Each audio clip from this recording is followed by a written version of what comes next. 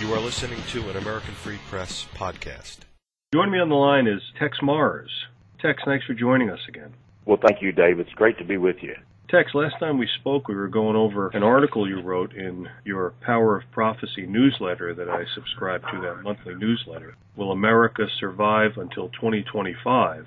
And we got through actually the first section, which was Political Parties Are Dysfunctional. This is part 2 of this interview, and we're going to be touching upon the next 2 parts. The next one that we're going to be talking about is subheaded Black Race War on Whites Encouraged by Obama, and then Black Attorney General Uses Powers to Attack Innocent Whites. Now, as I said in the first interview, your average American, if they picked up this newsletter and they saw that and they read that, they say, geez, I'm sure this would be their first reaction. Black Race War on Whites Encouraged by Obama. First they would think, geez, this guy wrote black. How dare he? And the next thing that they would say is, geez, well, whites is okay. They could say whatever they want about whites. But encouraged by Obama? That's what's amazing about this particular piece that you wrote, is that it's all true. That there is a black race war on whites encouraged by Obama. But again, your average American will look at that and go, this guy's nuts. What is he? This guy's an extremist. And then, of course, the next section, Black Attorney General Uses Powers to Attack Innocent Whites. And the same exact thing could be said about that. Now, this is, of course, my opinion.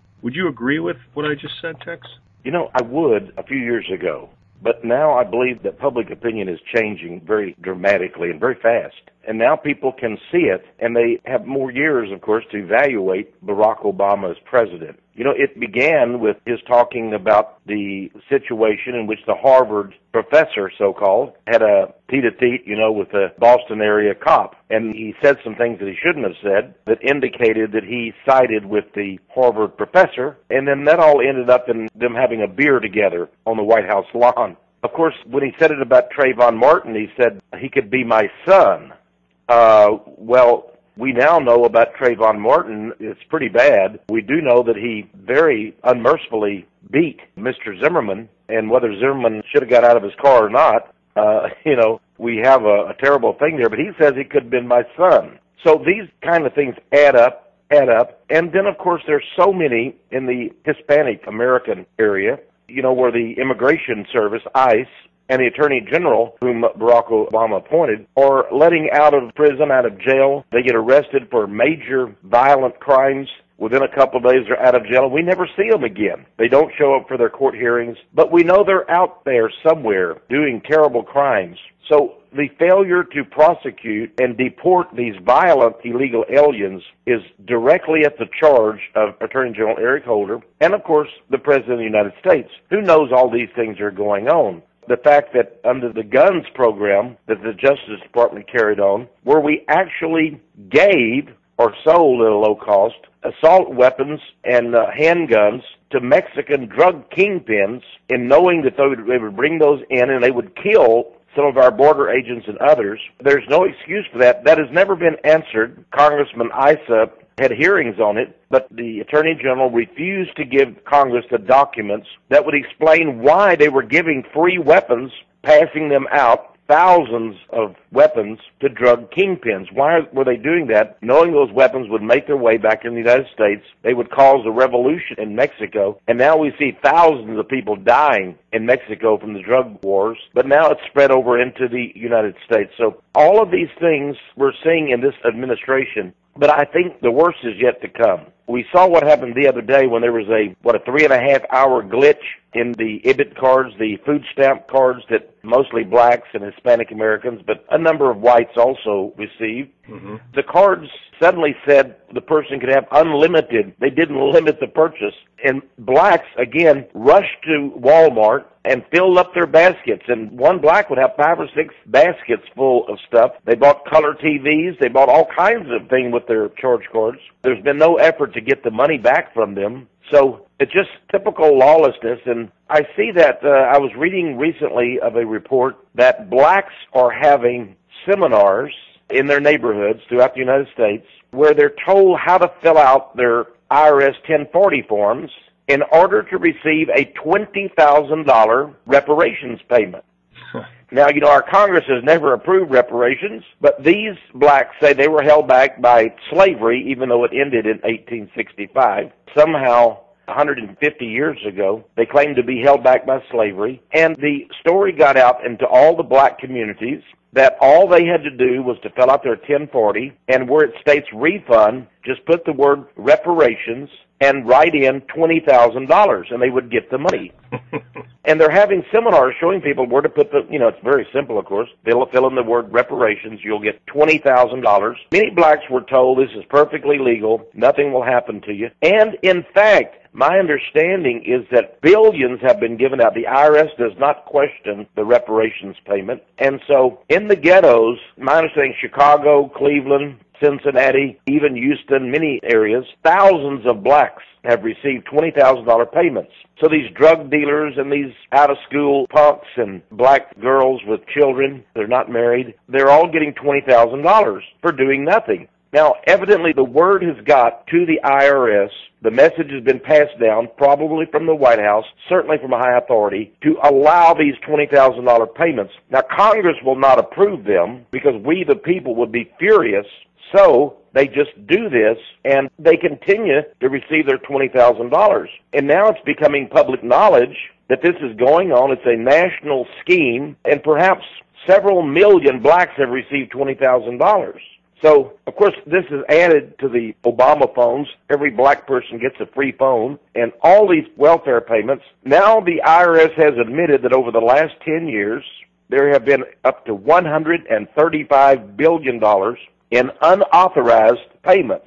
Think about that. $135 billion given out to blacks. Now, maybe that $20,000 reparation payment was part of that, Dave, but the blacks have gotten a great percentage of that. So we do know that people who have a job, let's say that you have a part-time job, you work 3 or 4 hours a week, you can fill out the 1040 at the end of the year, and you will get money back that you never put in. And people don't even know that the Social Security has this earned income credit. Right. That's also a scam where a person, let's say, only makes $3,000 a year. And they fill out their 1040 and they get their earned income credit, and they can get back thousands of dollars, but they have never put in anything. And we now know that 50% of Americans are receiving some kind of payment from the government. And also it came out last year that 51% of all Americans did not pay any taxes.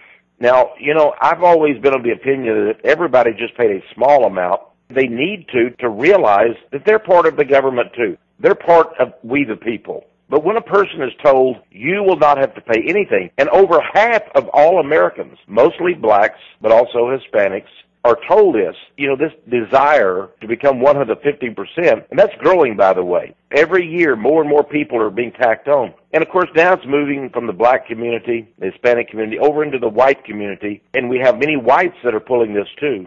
What I really want to talk about is the black thugs that are terrorizing our neighborhoods in cities all over the United States right now today. I just want to make a comment on that, Tex. I mean, I know I'm in the 49% of paying taxes, and I pay every month, several $100s to the IRS, Yeah. and I guess this money goes directly to these Obama phones and to these reparations payments without me even knowing. That's right. Most people don't know about these kinds of things. I was not fully aware of this either until about 18 months ago. And I was watching YouTube, and there was a black woman on, and I think the subject of it is, why should people work? But she was sitting down. She was a professional woman, and she looked very, very lovely. She was dressed fit to kill. She was a great-looking lady. And she was talking about why should black people or anybody work. She said, I'm from California. Now, let me explain all the things I get free from the government, either the state or the federal government. And then she went over it. She received a rent subsidy payment. She received a transportation stipend.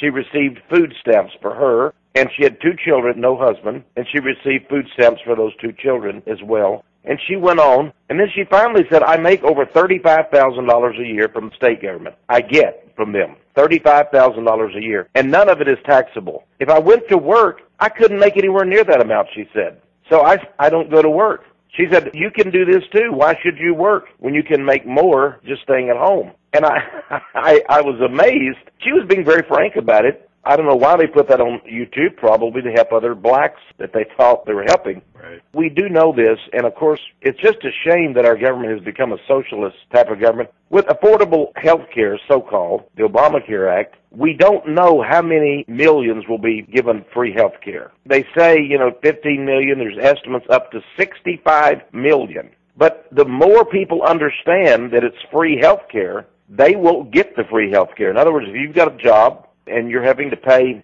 for medical insurance, all these things, when you realize that you could be better off, you could get unemployment benefits, and now those are unlimited. Now people have been drawing them for 2, 3, 4 years. You get unlimited unemployment benefits, get your food stamps, and of course all of this is paid for. I don't know where all this is headed. It's happened very fast. They say we've spent $3.5 trillion since Barack Obama came in.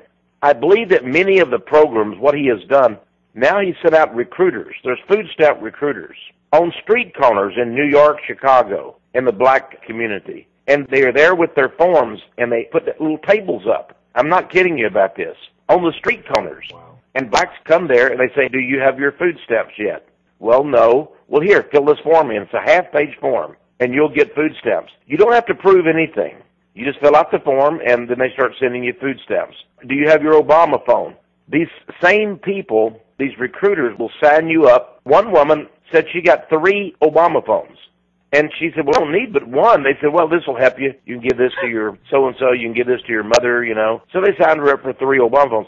The recruiters get paid by the number of contacts they make and how many phones they give out. So it's to their benefit. And, of course, if you go into areas of Los Angeles where, let's say, in the last week, 1,000 illegal aliens have come in, they're all going to be down there signing up for their free phones, their food stamps, etc. And by the way, there's something that I don't think Americans don't know either, and that is that all students now receive food stamps. Wow. Every college student in America receives food stamps, unless they decided not to take them for some strange reason. When you go to the University of Texas, and, on registration day, when you register, Right. They give all students the form, a half-page form, and say, please fill this out and you'll start getting your food stamps. So every student gets it. Now, if you're a millionaire son or daughter, it doesn't matter because now you're an independent adult. You're going to college. And it doesn't matter if your millionaire dad gives you $100,000 a year to go to college. That's up to them. That's the deal between you and them. You're not working, so you deserve all this welfare, all these payments and everything. Now, what happens is at a place like Ohio State or Southern California or University of Texas, this is the students' play money. This is what they take their friends out to get hamburgers and pizzas with. And then they reserve their other money for parties or fraternity or sororities or something. So they laugh. They laugh about it, about their food stamp money. Here in the state of Texas, I think they get $169 a month for just them being single. And so every student, think about it, gets $169 a month. So they're making around $1,700 a year tax-free, doing nothing. And, of course, this is not a black problem. I'm not saying it is. That's a white problem, too. But their parents, in most cases, don't even know that they're on food stamps. Because in our minds, Dave, you and I, we think of a poor person that we're trying to help. I mean, surely some prosperous millionaire son wouldn't go get food stamps. But they're encouraged to do this, to get the food stamps.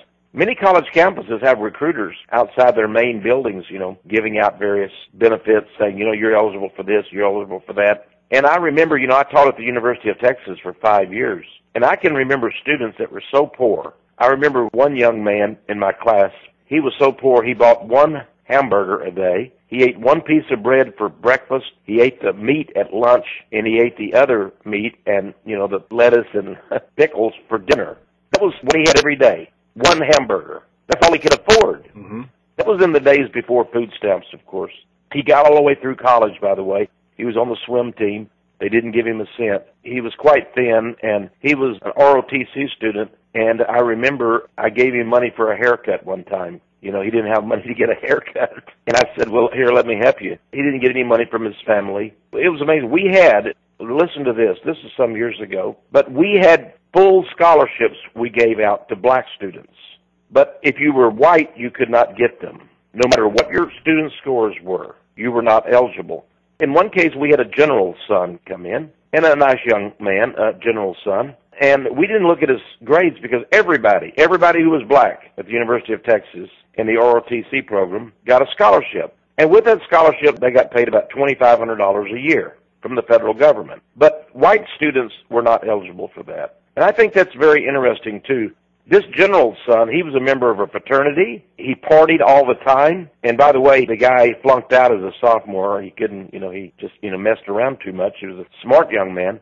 But he was a general's son. But everyone else, all the white kids, they couldn't get anything. This is how unfair America has become. By the way, another thing that Americans don't realize is the way we normalize, it's called norming, test scores. For example, most universities now have norming. If you score, let's just use a scale of 1 to 100 because people understand that. If you're white and you make, let's say 90% on the grade, okay? And you're black and you make 50%, then you will not even see the grades. The computer does this. The computer grades your test paper and grades the black person's, and their 50% of answers right becomes 95%, let's say, on the final score. Whereas your 90% becomes 50%. Wow. You don't know that they're norming. So your friend is black and you're white, and you say to him, what did you make on the test score? He said, I made 95. And you look at yours and you only made 50. And you assume that he's really a smart guy. And of course, he's going to get accepted in whatever program he wants to get into. But you're turned down because your scores were not enough. Now, these people are not told at the beginning of the test or the university that they use race norming. They don't know they're being cheated. And this happens, by the way, in fire departments. In every state and local job, you probably are going to see race norming. The civil service does this, the post office. That's why you see so many post office people that are black.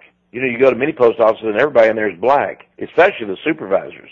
And you think, boy, a lot of people really want postal jobs. Right now, people are willing to take anything. But in many places, they will allow you to come in and take the postal exam. But then you don't get accepted, and you don't know why. But if you were to find out, you would find out you scored higher than every other black there. But they didn't give you a high test score. The computer does what it wants to do. It's programmed to do this. So people don't know these kind of things. They're basically like quota systems. I've heard about this, Tex, in the fire department and the police department, but I wasn't aware of the background of it here with this norming. And I wanted to ask you, of course, the government is behind this, but can we point the finger at any one group of individuals who are behind this horrendous public policy? Oh, yes. This has all been approved by Congress in the White House.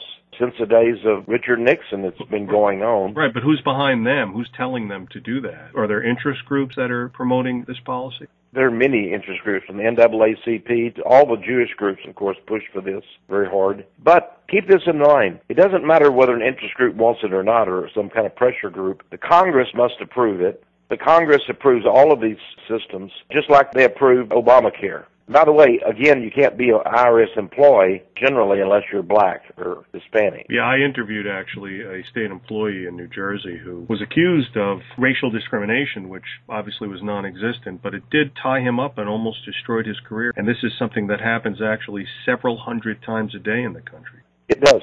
Let me give you another example of a program and these are all kinds of programs. We're being just flooded with different programs. The U.S. Agriculture Department, for many years, gave loans to people who applied for loans, farmers. You had to be a farmer, of course, to get a loan from them, to plant different crops and to help you on your farm, to buy land and so forth. They would give loans and grants. And this went on for many years. And then finally, I don't know, about 5 or 6 years ago, a bunch of black groups got together and said, you know what? Why don't we sue the Department of Agriculture? Because we don't think blacks have been getting as much money as they should have. If there's 14% blacks in the United States, they should have got 14% of the loans.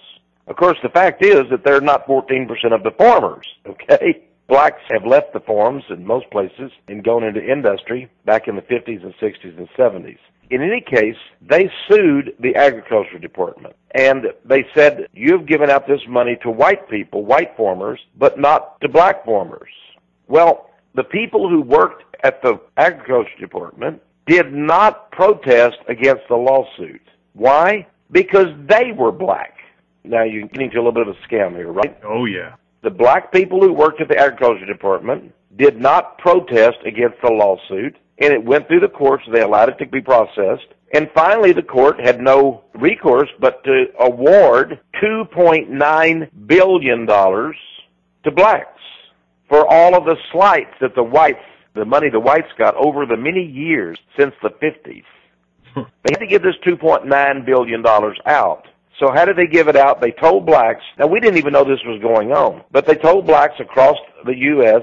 in various ways, through colleges, through high schools, in big corporations, they had ever applied for a loan or a grant from the Agriculture Department and been turned down, or it didn't come through like as much as money they wanted. They should now apply for, I guess you could call it reparations in a way. So they've given out $2.9 billion to all of these blacks. Then it came out. Now, they've been doing this for about 5 or 6 years now. They've been doling out this money to all these black farmers. But then it came out that many, in fact, over 50% of the people had never been farmers. For example, one man who received a $250,000 grant because he had been slighted was a drug dealer, a pimp from New York City. He had never been out of the city. He had a stable of, 10 or 15 girls they used as prostitutes. But this was a scam, and they told all of them, just ask for it and you will get it. He stated on his form that at one time or another he had wanted to be a farmer. And so he had requested help and money from the U.S. Agriculture Department. They didn't give it to him. So now he wanted them to recompense him for not having a farm. So they gave him the money. I wish I was black. I know. That's what everyone is saying. I wish I was black. So they've given out now $2.9 billion, and there may be billions more in that fund that they're giving out. If you're white, though, and you were turned down, you don't get anything. Only if you were black. It's just an incredible situation that all these scam artists out there. Think of the black pimp from New York City. He never even owned a farm. Yeah, and he couldn't even spell farm. Now, exactly. I'm wondering if perhaps this, sorry for interrupting you now and before, because I know you wanted to get into the wave of black violence against whites that's really going on across the country and is hidden by the Jewish-controlled mainstream media. But do you think that maybe this attitude here that's been pervasive, like you said, since the 70s, and some would say even the 60s, from Johnson's Great Society, do you think that perhaps that is one of the reasons, or perhaps the main reason for the attitude now of a lot of blacks who think they can just go and beat the heck out of the first white person they see on the street? And I'm not exaggerating. This actually happened. That guy in New York who killed this poor white guy, I think 67-year-old white guy, was going up to a black guy in New York City, or maybe perhaps in one of the boroughs in Brooklyn, handing him a sandwich. And the black guy had just said previously to that, I'm going to hit the first honky I see, or white guy that I see, or cracker that I see. He hit him. The guy hit the pavement, killed him. The next day, he was in a coma. He died. This was the only person who was responsible for taking care of his, I think it was 92-year-old mom. Now, this is happening every day. Do you think that the government's attitude as far as all these giveaways to blacks, do you think this is emboldening them to do this kind of stuff across America? It is, because the message to blacks has been, you have been wronged. Like the black general's son. He had always lived in luxury. His father was an officer. His father came from a good home. But he enjoyed getting, $2,500, and now I suppose it's $5,000 or $6,000. But he enjoyed getting the $2,500, and no doubt he convinced himself that he deserved it somehow or other. And this is what happens. All of the black students that we had that got scholarships, they were convinced that they deserved it, and even if they were well off themselves, they said, this makes the federal government, the white people, pay us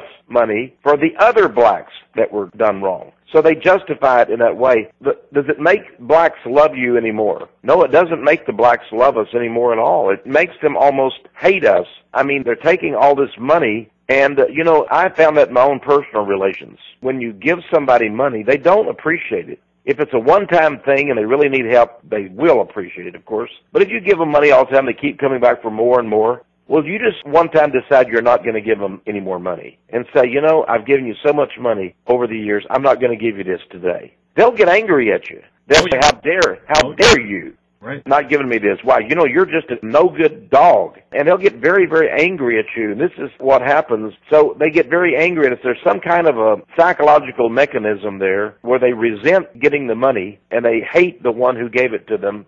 So you're right, this does take place. And so this maybe fosters all the crimes. But it's interesting to me that if you take all these young black people now that are causing these crimes, especially these black mobs that are beating up on whites wherever they find them, in Walmart stores, Target, just in the street, a lovely white couple was walking down the street. In fact, in Philadelphia this last week, I'm sure it was Boston, and a gang of 10 blacks jumped them, said, let's go get those crackers. They were just walking, holding hands. You know, it was a lovely day, and they were walking down a public street. They were beat to stuffings, and they're still in the hospital. They've not done anything to these blacks. Yeah, it's open season on whites, it seems. It is open season. Former reporter, and there are very few reporters, by the way, that have this bent of mind, because most of them are liberals. Right. Most reporters, let's face it, are college graduates. They come from preferred white homes, okay? And they never saw poverty. They don't know anything about it. And they think that all whites are guilty of such things. And they slant all of the news and all of the reports that they have. And then they become editors someday of their newspaper or their magazine. And they slant it even further. In fact, most newspapers and magazines have now policies, either written or unwritten, where black on white crime will not be reported. Now, I want to repeat that again. Black crime on whites is not reported. And it's an official policy. And sometimes it's not in writing. So let's say some white guy's driving in a black area of town. He doesn't realize it's black, stops at a light, and the blacks mob his car, pull him out, and beat him until he's half dead, just for the fun of it. And they say, what is that white cracker doing in our neighborhood? And they beat him up. The newspaper has a policy, we will not report this. Now, on the other hand, if a black man were in a white neighborhood, that wouldn't even happen to him. He wouldn't even be beaten up. But if he were to be beaten up by one, let's say one white in some road rage case, oh, there would be all kinds of, that's right, stories written. And that actually happened, Tex, where I'm sure you heard about it, where actually reporters from a newspaper somewhere in the Midwest were attacked by some blacks. They threw something at their car. The poor guy got out of the car, and they beat them senseless. And even then, the white reporters still said, oh, I'm just going to forget about it. They were just kids having fun, something like that. But it's incredible how brainwashed the white race has become in this country to forgive this brutal behavior by these blacks. Oh, yeah, I remember that all the way back to the Rodney White race riots in Los Angeles. Rodney King. Oh, Rodney King, thank you. Yeah, sure. Rodney King. One of the guys was a truck driver, was pulled out of his truck by a black mob, beaten, and now he's almost a cripple. He said that his Christian faith led him to forgive them, and that's wonderful, but it's very hard to do that. And it did not assist things anymore. I mean, do the blacks love the whites more because Richard Denny forgave a black man? And, it's interesting to me. People don't understand. I have studied psychotics, maniacs, let's just call them, but psychos. And they're very strange people. They're not like you and me, Dave. I want people to understand that. A black man who, let's say, dates a white woman and ends up strangling her, raping her, and murdering her is probably not like you and I, okay? They don't think the way we do. When they go to court, I've noticed in the court that after they're convicted, and then they have the stage where the victims get to go on to the stand and say how much it's affected their lives, this crime. You killed my sister, you killed my dad. Now we don't have a dad and all this. And many of the victims' families say, I just want to know why. I want him to answer me. Why did you do this? Well, you see, the psychotic does not understand why he did that. I've seen that too, yeah. They seem to have the same attitude that they're scoffing at what they did. Yeah, they have no conscience. They're not human beings. Let me put it that way. Whether they're white or black, they're not human beings. Right. They're not human beings in the sense that we are. Because we feel, and if you were to have done something to somebody like, you'd feel horrible. How could I have done such a thing? Of course, I would plead guilty, of course. Of course, there you go. These people don't plead guilty. They will make up excuses. Well, he gave me a bad look. Or, well, he's a white cracker. Or, well, he didn't give me a big enough tip. Or, he dissed me. Or, he shouldn't have been in that area at night, that's all. Right. Or like that one guy said, I'm going to punch the next white that I see. Right. Here's a guy giving him a sandwich, and he lets him have it. He shouldn't have been in this area. He shouldn't have been here. That's his fault. So this is their attitude, and I think there are many, many blacks that are psychotics like that. But I do think this dependency leads to tragedy. It really does. The dependency that blacks have on whites.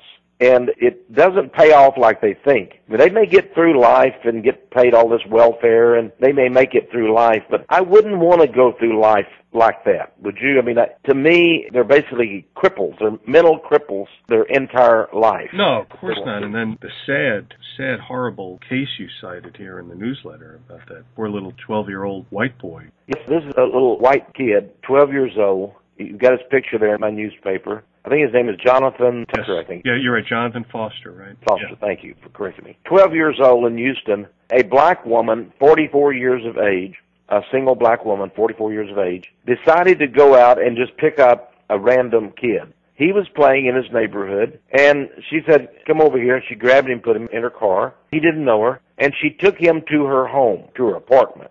And the poor kid didn't know what was going on, and she then tied him up.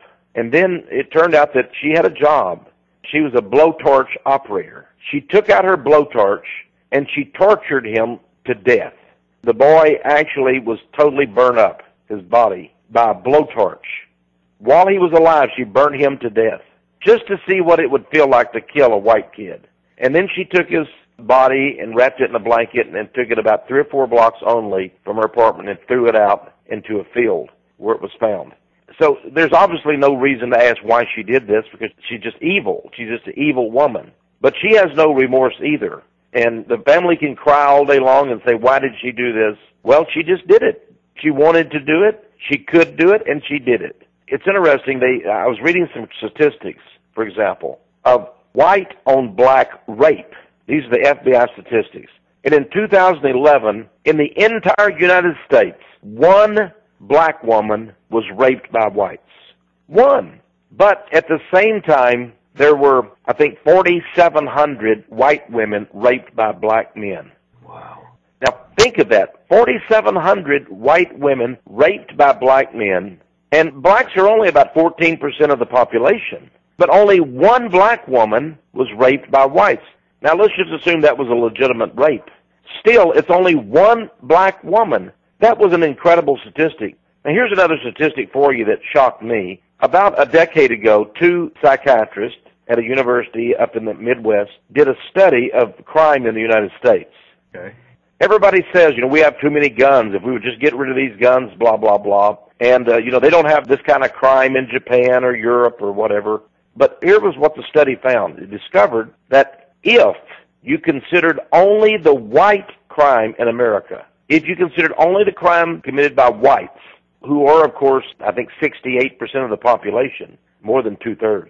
If you considered only the white people, then we operate at a crime rate less than Europe. We're less than Germany, less than France, less than Britain. But when they add in the black and Hispanic crime rate, then it goes way up. And then we fall under the other countries of the world. Amazing. I remember I read something actually from, I think it was 1904, so it wasn't too far after the Civil War ended. And this fellow was talking about black slave relations to the plantation owners, or to their, you could call it their masters, or their employers after a little while. And what he had introduced here were some statistics. Now, this is, like I said, 100 years ago now. And 100 years ago, blacks were responsible for something like 98% of all the violent crimes at that time. So nothing's changed. Even though we've given them all these jobs, all of these benefits, all of the welfare, it is amazing. Now, it's also interesting that 96%, I believe it was, of the black voters voted for Barack Obama. Now, obviously, anyone except a stupid liberal would admit that that's crazy. That's an aberration. Right. 96% don't vote for anybody unless it's a communist country. Right. Of course. They don't vote for the same candidate. Right. But 96% voted for Obama. But that wasn't true for the whites. Their vote was spread out equitably. In the Mexican area, I forget what it was, like 80% or so of the vote went to Obama. So this is how he got elected, of course, through the blacks and the Hispanics. And then, of course, the homosexuals, the other liberals, voted for him as well. But if it had only been the whites, of course, Obama would have never got elected. He knows who his constituency is. The shame of it is that he can get so many of the blacks to vote for him that it skews the vote considerably. So I would think that the Democrats in the future would attempt to nominate another black man if they could find one, because they know that almost all the blacks will vote for him. And this has been true of any contest in America. I'm sure whether it's American Idol or Dancing with the Stars or any of these programs, if they would release their statistics, they would find the same thing. Blacks vote for blacks. Right. Any downtown in America, and ask 100 blacks at random who they voted for, and they would almost all say Obama. And I think that's interesting. That also, to me, shows a prejudice. They have a tendency to vote for the black man, whoever he is, and to support him. Kind of like Jews as well. Oh, yes, Jews. They'll go to the grave supporting a Jew, even if the Jew's wrong. That's right. Yes. You know, and We it's sure also could. it's also interesting that studies have been done that show that blacks are much more racist against blacks than whites are against blacks. Well, that's interesting. So in any case, though, this always skews American elections. So it doesn't matter who the candidate is. Even if it were not Obama, of course, they would still vote probably then about 90% for the white Democrat. So it means that from now on, we will always be forced to fight against that tendency. And as we get more and more Mexicans into the United States, Mexican illegals, I think that there's where we're going to have that same effect. They will win almost all of their votes. Right. And so the white vote will be split, and of course they will always win the election. With the Immigration Act, John Boehner, the House Speaker, said he's going to bring it up for a vote as soon as he can. Of course, Obama wants it. So they're in bed together on the Immigration Act. And what's going to happen with the Immigration Act? Well, all of the millions of illegal aliens in America, and nobody knows how many there are. They're anywhere from 11 million to 35 million. They will all then be legalized, and they will all vote, believe me. Obama won by 5 million plurality last time. 5 million votes. And if they bring in 25 million illegal aliens with this Immigration Act, well, think about it. Since he wins 80% of the Mexican vote, and probably of the illegal aliens, he'll win 95% of it, then his successor in the Democrat Party is a shoo-in. And what it really means is this new Immigration Act is actually what I call a perpetual amnesty act, Dave. Mm-hmm. They will never have to consider immigration again because this will take care of it. It means the end of America, basically. But the Republicans know this, and yet they're going to vote for it. Just like they voted for Obamacare. They hid behind the fact that, well, we had to approve the budget, and it was part of the budget. So they approved money for public broadcasting system, the PBS radio. They had to approve money for the budget, and it just so happened that hundreds of millions of dollars were in there for the Planned Parenthood to perform abortions. All of these things the Republicans tell us about and lie to us about, and so we have a liberal government. We have a very liberal government. Some people keep telling me, well, the Republicans are committing suicide. They'll never win a presidential election if this Immigration Act is passed. Yes, that's right. And they don't care. They don't care as long as their nest is feathered. They think they can convince their stupid, they think we're stupid, constituents that they're true conservatives. For example, every Republican I know, my congressman here is Congressman McCall, M-C-C-A-U-L. He's the richest man in Congress, by the way. Richard McCall is a conservative Republican. But he voted for Obamacare. He's going to vote for immigration. Now, in both cases, he says he's against them, but he's voting for them. I mean, seriously. He says that he voted against Obamacare 40 times before he finally voted for it. How are we going to get them out of there, Tex? Oh, boy. I think we're on the way to understanding. Now, true patriots realize that there is no two political parties. The Republicans are as Democrat as the Democrats are. But they portray themselves different, you know. And that's why Congressman McCall can say, I voted to repeal this law 40 times. 40 times. But he won't tell you that, yes, on the 41st time I voted for it. He knew the first 40 weren't going to go through. That's what they do. They have two votes on everything. Now, immigration, all the Republicans have said, we're going to have to approve immigration, reform, meaning perpetual amnesty. However, don't worry. All the people out there are against it. Don't worry, because we're going to enforce the border. From now on, we haven't been doing it for 30 years or 40 years, but we're going to do it from now on. We're going to put more border patrol there on the border. We're going to build a fence. Whatever it takes, we're going to do it. Of course, they won't do it. They have never done it before, and they're just lying. But they'll say that, yes, I did vote for immigration, but only if Obama will enforce the border. That's in the law, so don't worry about it. When do you think your average American, and I'm not talking about, obviously, as you brought up, there's a huge percentage of the population that are getting these phones, that are getting these welfare payments, getting the $20,000 for reparations because of something happened almost 200 years ago and more.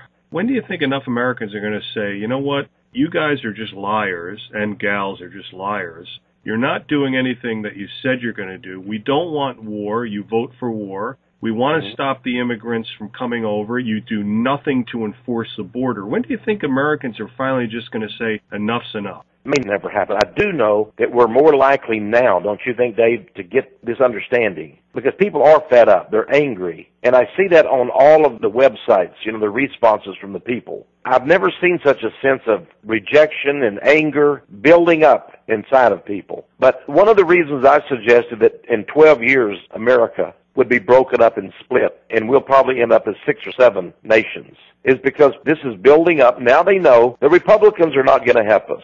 The Democrats are going to put us in the grave. The Republicans will not dig us out. In fact, they're going to be partying up on top of the grave with the Democrats. They're going to be having a ball. So we know now that they're all fakes. I'm told that the top candidates next time for president on the Republican ticket will be, believe it or not, John McCain. He said he's going to run again, or he's thinking of it. And Jeb Bush, of course, he's going to run. They all work for what's been called the New World Order. I mean, the globalists. That's right. In the one debate, when Ron Paul talked about something called blowback, we can't go overseas and do these things, kill people, without them coming back here and, being angry, going to do something to us. No, there's no blowback, no such thing. But then he said something about love, didn't he? He said, well, what we're not practicing is Jesus' rule, the golden rule, not to do unto others what you don't want them to do to you. Right. Or the other side of it, do unto others what you would have them do unto you.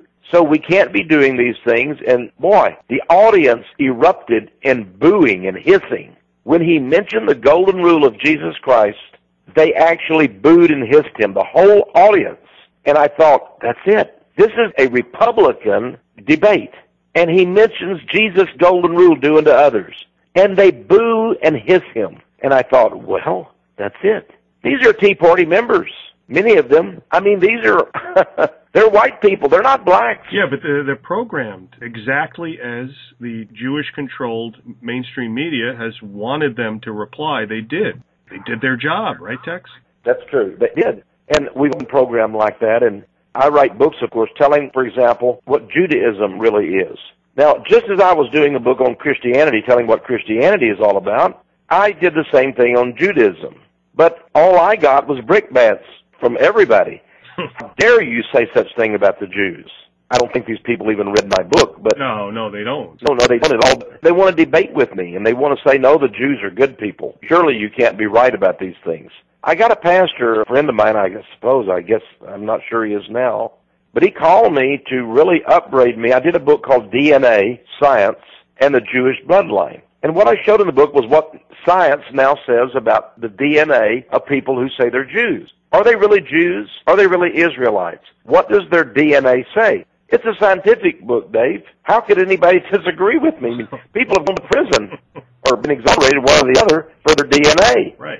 And without even reading it, people say, how could you write such a horrible book? And I said, well, how do you know it's horrible? Well, it must be. Well, why does it have to be horrible? It just tells the DNA. And, of course, the book does say, of course, that those who say they're Jews turn out not to be Jews at all. They're from some other country. Most of them are from Gahary. Right, exactly. And their response is, because I've seen this so many times before, Tex, when people are trying to get their review copy books to publishers or to journalists or to other authors, they flat out reject the book without even having read the back cover. Absolutely. I got a letter this last week. They said, are you supporting the Barnes Review? That's full of lies about Jews. I wrote them back and I said, well, I have quoted the New York Times and the Washington Post quite often in the past. Those are run by Jews who are liars. So do you ever read those publications? What do we do about that? I don't know of any lies in the Barnes Review. Don't get me wrong. I think it's a fine publication. But it just shows that their minds are set. And I suspect these people have never read the Barnes Review. No, of course not, because it's just facts. That's all. Exactly. Yeah, and people just don't want the facts. Texe Marrs, award-winning author and filmmaker and the founder and president of Power of Prophecy Ministries, I want to thank you so much for the time you spent explaining all this, Tex. You are a great man for explaining this stuff the way you do, for bringing it to the public, and I'm looking forward to our discussion on part 3, and it might be the final part of the article in your newsletter, Will America Survive Until 2025? Thanks again, Tex. Well, thank you, Dave Gahary. It's been great being with you today.